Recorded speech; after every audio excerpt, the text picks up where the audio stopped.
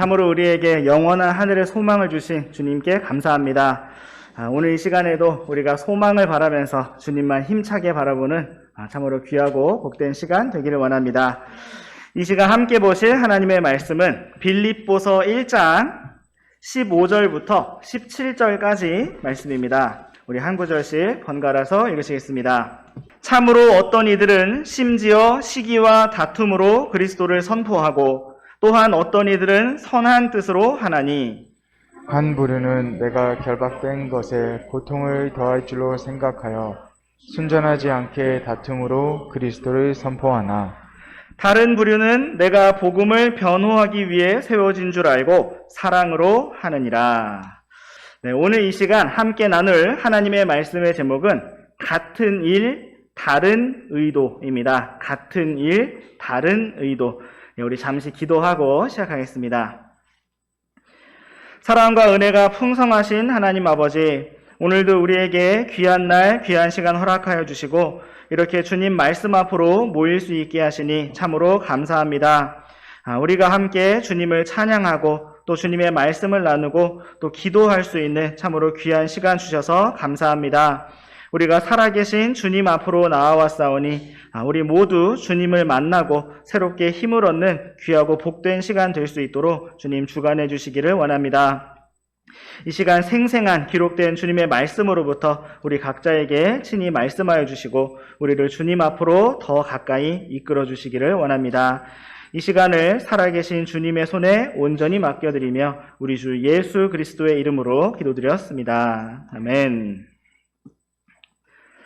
네, 오늘 말씀의 제목은 같은 일, 다른 의도입니다. 우리는 이 땅에서 많은 일들을 하며 살아가고 있습니다. 그리고 우리는 그러한 일들을 하는 다양한 이유와 목적과 동기를 가지고 있습니다. 때로는 어떤 일이 너무 재밌고 즐거워서 하기도 하고 때로는 가만히 두기가 너무나 괘씸하고 못마땅해서 하기도 하며 때로는 다른 선택지가 없어서 어쩔 수 없이 억지로 하기도 합니다. 오늘의 말씀에서도 우리는 같은 일을 하는 두 부류의 사람들을 볼 수가 있습니다. 그들이 했던 일은 그리스도를 선포하는 참으로 놀랍고 영광스러운 일이었지만 그 일을 하는 그들의 의도와 동기와 목적이 서로 달랐습니다. 오늘 우리는 하나님의 말씀을 통해서 우리가 걸어가는 믿음의 길에 대해 그리고 우리가 결정하고 선택하고 말하고 행동하는 모든 일에서 우리의 의도와 목적이 어떠해야 할 것인가에 대해서 생각해 보고자 합니다. 주님께서 이 시간을 붙드시고 친히 은혜로 이끌어 주시기를 원합니다. 이제 우리 함께 빌립보서 1장 12절부터 14절까지 말씀부터 보시겠습니다. 그러나 형제들아, 내게 일어난 일들이 도리어 복음을 진전시키는 계기가 된 줄을 너희가 알기를 내가 원하노라. 그리하여 그리스도 안에서 내가 결박된 것이 온 궁궐안과 다른 모든 곳에 드러나게 되었고 주 안에 있는 형제들 중에 많은 이들이 내가 결박된 것으로 말미암아 확신을 갖게 되어 두려움 없이 더욱더 담대하게 말씀을 말하게 되었느니라. 네, 오늘의 말씀은 당시 사도 바울의 상황과 주변의 여러 가지 변화들에 대한 소식들로부터 시작되고 있습니다.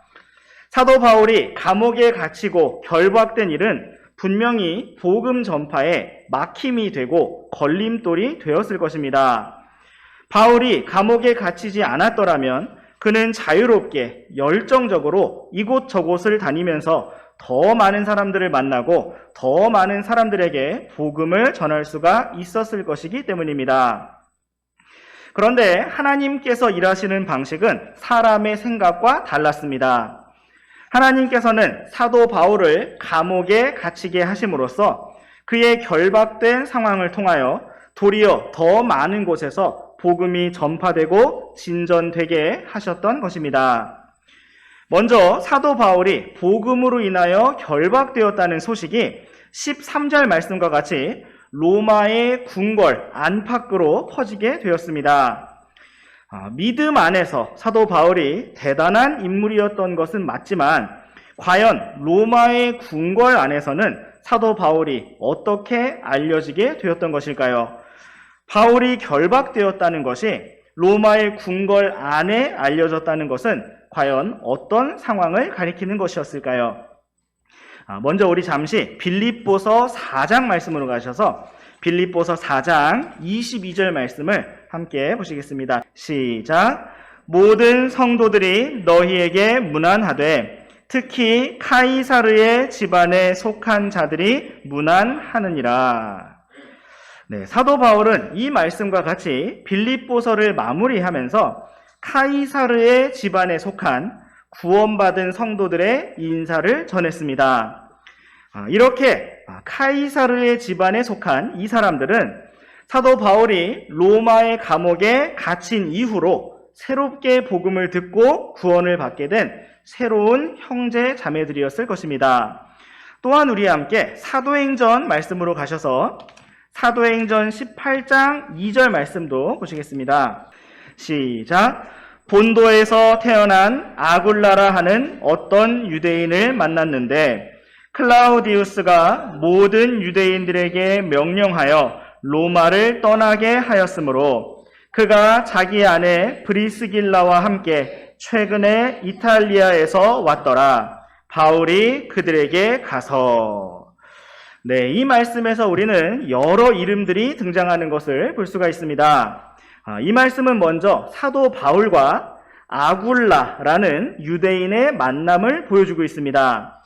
유대인이었던 아굴라는 자기 아내 브리스길라와 함께 최근 이탈리아 로마에서 왔고 1절 말씀에 기록된 것처럼 고린도에서 사도 바울을 만나게 되었습니다. 여기에서 우리가 주목해보고자 하는 것은 바로 괄호 안에 있는 내용인데 클라우디우스가 모든 유대인들에게 명령하여 로마를 떠나게 하였다라는 것입니다. 여기에 등장한 클라우디우스는 당시 약 13년이라는 기간 동안 통치하였던 로마 황제의 이름입니다. 클라우디우스 황제가 모든 유대인들을 로마에서 추방시킨 이 칙령은 나사렛 칙령이라는 이름으로 알려져 있고 이때 만들어진 비문이 현재 프랑스의 르브르 박물관에 보관되어 있습니다. 당시 예수님께서 부활하셨다는 부활의 복음이 온 세상으로 퍼져나가기 시작하면서 이 사실을 거부하는 많은 유대인들은 예수님의 시체를 찾기 위해서 온갖 무덤들을 파헤치기 시작했습니다. 그들은 제자들이 예수님의 몸을 가져다가 다른 곳에 숨겼을 것이라고 생각했을 것이기 때문에 그들은 아마도 손과 발에 못자국이 있고 또 옆구리에 창에 찔린 동일한 상처를 가진 시체만 나오면 예수님의 부활 사실을 부정할 수 있을 것이라고 생각했을 것입니다. 그러나 그들은 그러한 시체를 찾을 수가 없었는데 그 이유는 예수님께서 부활하셨기 때문입니다. 클라우디우스 황제는 이러한 일이 매우 크게 번져나가는 것을 보았고 사회적인 혼란을 막기 위해서 칙령을 발령하였습니다. 그 핵심 내용은 아무도 죽은 자들의 무덤을 파헤치지 말라는 것이었고 누구든지 남의 무덤을 훼손하거나 약탈하면 최고의 형벌을 내리겠다는 것이었습니다. 클라우디우스 황제는 이러한 내용이 적힌 비문을 예루살렘과 베들레헴과 나사렛에 설치하였는데 이후에 나사렛에 설치되었던 이 비문이 잘 보존된 상태로 발견되었기 때문에 이것을 나사렛 칙령이라고 부르게 되었습니다. 클라우디우스 황제는 이러한 나사렛 칙령을 발표하면서 모든 유대인들을 로마에서 내쫓았습니다. 로마 도시에서 결코 어떠한 혼란도 일어나지 않도록 철저히 막겠다는 의지였습니다. 이러한 역사적 사건들을 볼 때 당시 유대인들 사이에서의 종교적인 이슈와 주 예수 그리스도의 부활의 복음은 작은 지역적인 사건이 아니었고 로마의 궁궐과 또 카이사르의 집안 내에서도 상당히 유명한 주제였다는 것을 알 수가 있습니다. 당시에 사도 바울이 결박된 자가 되어 스스로 카이사르에게 청원하고 로마의 감옥에 갇히게 되었을 때에는 이미 클라우디우스 황제가 독살이 되어 죽고 나서 피의 네로라는 별명을 가진 네로 황제가 통치하고 있었던 때입니다. 카이사르의 집안은 치열한 권력 다툼과 음모가 도사리는 너무나 위험하고 무서운 곳이었습니다. 그들은 왕족과 귀족이면서도 언제나 삶과 죽음의 경계에 서 있는 자들이었습니다. 그러므로 카이사르의 집안에 속한 사람들은 여러 가지 이유에서 사도 바울이라는 인물에 대해서 또 그가 전하는 부활의 복음에 대해서 관심을 가졌을 것입니다. 한때 유대인들의 전통적인 입장에 서서 적극적으로 예수님의 제자들을 핍박하다가 어느새 인생의 반전을 맞이하고 이제는 예수 그리스도의 복음을 전하는 대표적인 인물이 되었던 바로 그 사도 바울이 스스로 카이사르에게 청원을 하고 로마 감옥에까지 가까이 찾아오게 되었으니 카이사르의 집안에 속했던 많은 사람들은 호기심과 관심을 가지고 그를 방문하고 접근하여 많은 대화를 시도하였을 것입니다. 그러므로 사도 바울이 결박되어 로마 감옥에 왔다는 소식이 궁궐 안에서와 밖에서 많은 사람들에게 화제거리가 되었을 것입니다. 그리고 우리가 빌립보서 말씀의 마지막 인사에서 보았던 것처럼 카이사르의 집안에 속한 많은 자들이 복음을 믿고 구원을 받게 되었습니다. 이러한 일은 사도 바울이 로마의 감옥에 갇혔기 때문에 일어난 일이었고 참으로 그가 감옥에 갇힘으로써 복음이 진전되었습니다. 이제 우리 다시 빌립보서 1장 말씀으로 돌아오셔서 다시 14절 말씀을 보시면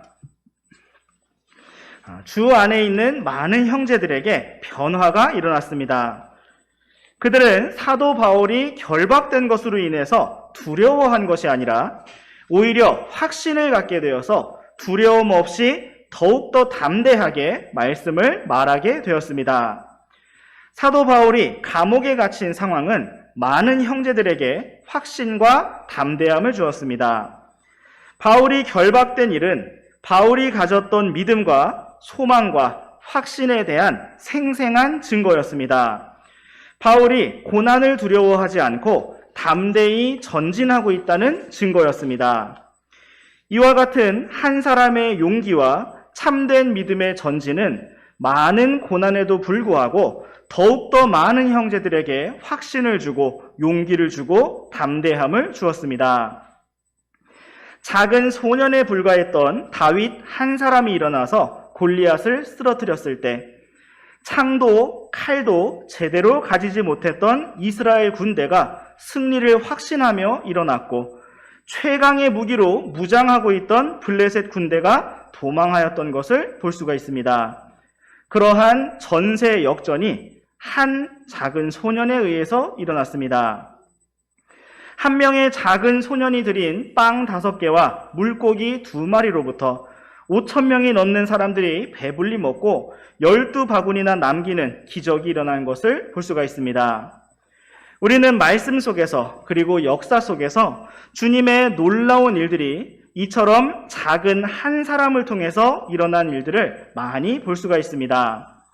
하나님께서는 사도 바울 한 사람의 결박과 갇힘을 통해서 많은 형제들에게 확신과 담대함을 주셨고 복음의 진전이 있게 하셨습니다. 참으로 오늘도 우리 각 사람이 너무나 작은 한 사람에 불과하지만 이러한 주님의 역사들을 일으키고 선한 영향력을 끼치는 사람들로 주님께 사용받기를 간절히 원합니다. 이제 우리가 처음에 읽었던 빌립보서 1장 15절부터 17절까지 말씀 다시 한번 읽어보시겠습니다. 참으로 어떤 이들은 심지어 시기와 다툼으로 그리스도를 선포하고 또한 어떤 이들은 선한 뜻으로 하나니 한 부류는 내가 결박된 것에 고통을 더할 줄로 생각하여 순전하지 않게 다툼으로 그리스도를 선포하나 다른 부류는 내가 복음을 변호하기 위해 세워진 줄 알고 사랑으로 하느니라. 네, 사도 바울은 자신이 결박된 이후에 복음이 진전된 상황에 대해서 이렇게 설명을 하였습니다. 많은 사람들이 바울의 결박이라는 사건을 계기로 더욱더 복음을 전하게 되었는데, 그러한 동일한 일이 서로 다른 의도로 이루어지게 되었습니다. 15절 말씀에서는 어떤 이들은 시기와 다툼으로 그리스도를 선포하고 또 다른 어떤 이들은 선한 뜻으로 하였다고 기록하고 있습니다. 시기와 다툼으로 그리스도를 선포했던 형제들은 16절 말씀처럼 바울이 결박된 것에 고통을 더할 줄로 생각하여 순전하지 않게 다툼으로 경쟁하며 그리스도를 선포했습니다. 그들은 바울이 감옥에 갇혀서 꼼짝도 못하는 상황을 기회처럼 이용해서 마치 자신들의 세력을 더 넓게 구축하듯이 자신들의 영역을 보란듯이 넓혀가면서 복음을 전하고 교회를 세워나갔습니다. 마치 사도 바울이 그러한 상황을 감옥에서 보면서 괴로워하고 또 패배감을 느끼고 고통스러워할 것이라고 생각하면서 다툼으로 그리스도를 선포하였습니다. 그리고 또 다른 부류의 형제들은 사도 바울이 복음을 변호하기 위해서 감옥에도 갇히고 그렇게 세워진 줄로 알고 더욱더 주님을 사랑하는 마음으로 또 바울을 사랑하는 마음으로 복음을 선포했습니다. 이제 우리 함께 18절 말씀도 읽어보시겠습니다. 시작! 그러면 무엇이냐? 그럼에도 불구하고 거칠애로 하든지 진실로 하든지 모든 방법으로 그리스도께서 선포되시나니 이로써 나는 그것을 기뻐하고 참으로 기뻐하리라. 아멘. 사도 바울은 다툼으로 그리스도를 선포하는 형제들이 다른 복음이나 거짓된 복음을 전하는 것이 아니라 온전히 그리스도를 선포하였기 때문에 그렇게 그리스도께서 선포되시는 것으로 인해서 기뻐하였습니다. 사도 바울이 기뻐하고 참으로 기뻐할 수 있었던 이유는 그가 복음을 선포하는 동기와 의도가 자신의 사역적 성공이나 자신의 세력을 구축하는 것이나 다른 사람들과 경쟁하여 이기는 것이 아니었기 때문이고 오직 주 예수 그리스도를 선포하는 것이었기 때문입니다.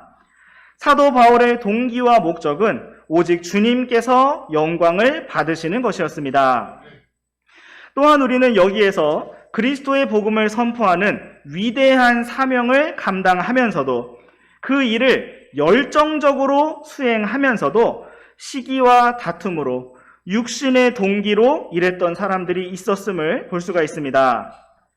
이처럼 우리의 교묘한 육신은 영적인 일들에도 열심을 낼 수가 있고 경쟁심을 발휘할 수가 있습니다. 누가 더 많은 사람에게 복음을 전하는가? 누가 더 성경을 많이 읽는가? 누가 더 많은 성도들의 소식을 잘 알고 있는가 하는 여러 부분에서 육신의 경쟁심과 시기와 다툼이 동기가 될 수 있다는 것입니다. 마치 고린도 교회 성도들이 사역자들의 이름으로 편가르기를 하면서 누가 더 영적인가, 영적인 것처럼 보이는 경쟁을 하였던 것처럼 우리의 육신은 영적인 일에서도 많은 열정을 가지고 있다는 것을 볼 수가 있습니다. 같은 일을 하고 같은 말을 하고 같은 것에 관심을 기울인다 할지라도 전혀 다른 의도로 그렇게 할 수가 있다는 것입니다. 참으로 우리가 원하는 것은 우리가 무슨 일을 하든지 오직 하나님께 영광과 기쁨이 되는 것입니다. 우리가 무엇을 하든지 오직 주님께 칭찬받는 자가 되는 것입니다. 만약 그렇지 못하다면 우리의 모든 말과 행동과 우리의 모든 삶이 헛될 뿐이기 때문입니다. 그렇다면 우리 주님께서 칭찬하시는 일은 과연 어떠한 일일까요? 우리 잠시 고린도전서 말씀으로 가셔서 고린도전서 4장 5절 말씀을 함께 보시겠습니다. 시작! 그러므로 주께서 오실 때까지 때가 되기 전에 아무것도 판단하지 말라.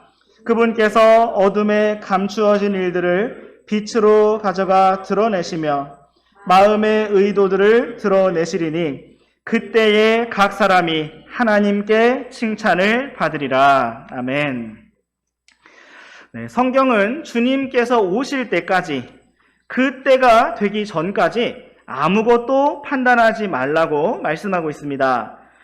이것은 우리가 주님을 잘 따라가기 위해서 어떠한 길이 옳은 것인가, 어떠한 것이 최선인가를 생각하지 말거나 분별하지 말라고 말씀하시는 것이 아닙니다. 이것은 우리가 그 어떤 일에 대해서도 최종적인 판단인 것처럼 평가하거나 칭찬하거나 정죄하면서 결론을 내지 말라고 말씀하시는 것입니다. 왜냐하면 우리는 모든 일에 숨겨진 의도를 모르기 때문이고, 오직 주님께서 모든 감추어진 일들을 빛으로 가져가 드러내실 때, 마음의 의도들을 드러내실 때 가장 정확하게 최종 판단을 하실 것이기 때문입니다. 주님께서 다시 오시면 어둠에 감추어진 일들을 빛으로 가져가 드러내시며 마음의 의도들을 드러내실 것이라고 말씀하셨습니다. 그리고 그때에 각 사람이 하나님께 칭찬을 받으리라고 말씀하셨습니다. 이처럼 하나님께서는 우리의 마음의 의도와 동기를 분별하는 분이시며 바른 의도로 바르게 행한 것에 대해서 칭찬하시고 보상하실 것입니다. 우리가 만약 육신 안에서 걸으면서 육신의 길을 추구한다면 우리는 결코 바른 의도로 주님을 섬길 수가 없습니다. 그것은 힘들고 어려운 것이 아니라 아예 불가능한 일입니다. 육신의 사랑은 너무나 안타깝게도 가장 순수하고 아름답다고 여겨지는 자녀들을 향한 부모님의 사랑 속에서도, 남편과 아내를 향한 사랑 속에서도, 부모님을 향한 감사와 사랑 속에서도 이기적이거나 자기 영광과 욕심을 추구하는 부분이나 여러 가지 계산이 섞여 들어가 있기 때문인 것입니다. 이처럼 자기 계산이 들어간 육신의 사랑과 섬김 속에서는 결코 온전한 주님의 관점이 있을 수가 없고 바른 의도로 바른 섬김이 이루어질 수가 없습니다. 겉으로 드러난 어떤 일들이 비슷할 수는 있겠지만 그 시작점인 의도와 그 도착점인 목적이 완전히 다를 수밖에 없는 것입니다. 그렇다면 우리는 어떻게 순수하게 온전히 바른 의도와 동기로 주님을 따르고 섬길 수가 있을까요? 그 길은 열심히 노력하는 것이나 언제나 긴장하고 바짝 정신을 차리는 데 있지 않고 오직 십자가에 있습니다. 내가 그리스도와 함께 십자가에 못 박혀 죽었고 완전히 끝났으며 묻혔으며 오직 주 예수 그리스도께서 내 안에 사신다는 이 진리의 말씀만이 우리의 유일한 소망입니다. 우리 안에서 선한 일을 시작하신 주님, 주님의 뜻을 원하게도 하시고 행하게도 하시며 내 안에서 강력한 활동으로 일하시는 주님께 온전히 순종하며 우리 자신을 온전히 내어드릴 때만이 우리에게 길이 있습니다.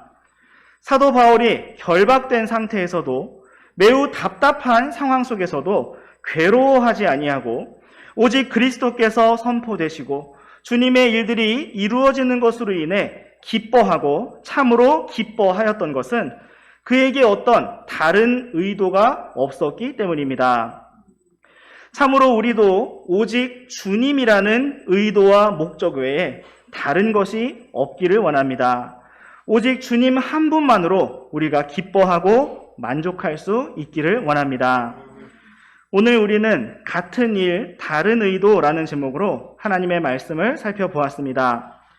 사도 바울이 감옥에 갇혔을 때 복음을 열정적으로 전파하고 담대히 그리스도를 선포하였던 두 부류의 사람들이 있었습니다. 한 부류는 시기와 다툼으로 그리스도를 선포하였고 한 부류는 순전하게 선한 뜻으로 하였다고 했습니다. 오직 주님만을 높이는 의도와 동기로 순수하게 걸어갔던 사도 바울은 그러한 모든 일로 인해서 기뻐하고 참으로 기뻐했습니다. 하나님께서는 우리가 넘치게 주님을 섬기되 주님을 향한 사랑의 동기와 오직 주님께만 영광을 돌리는 순수한 목적으로 성령 안에서 걷기를 원하십니다. 우리가 이러한 순수하고 온전한 길로 나아갈 수 있는 유일한 길은 오직 우리 주 예수 그리스도의 생명으로 사는 것입니다. 우리는 그 누구와도 다투거나 시기하거나 경쟁할 필요가 없습니다. 그 이유는 우리가 모두 하나님 앞에서 살고 있기 때문입니다. 우리는 모두 주님의 은혜와 긍휼로 말미암아 살아가고 있고 오직 주님을 기쁘시게 하기 위한 삶으로 나아가기를 원하기 때문입니다. 우리는 이 땅에서 사람들 앞에서가 아니라 하늘에서 주님 앞에서 최종 평가를 받을 것이고 칭찬을 받을 것이며 상속유업의 보상을 받게 될 것입니다. 그러므로 오늘 우리가 주님을 참되게 따르고 섬기되 오직 주님만을 바라보며 나아가기를 원합니다. 주님께서 언제나 우리에게 새로운 힘과 기쁨을 넘치게 주시기 원합니다. 기도하고 마치겠습니다.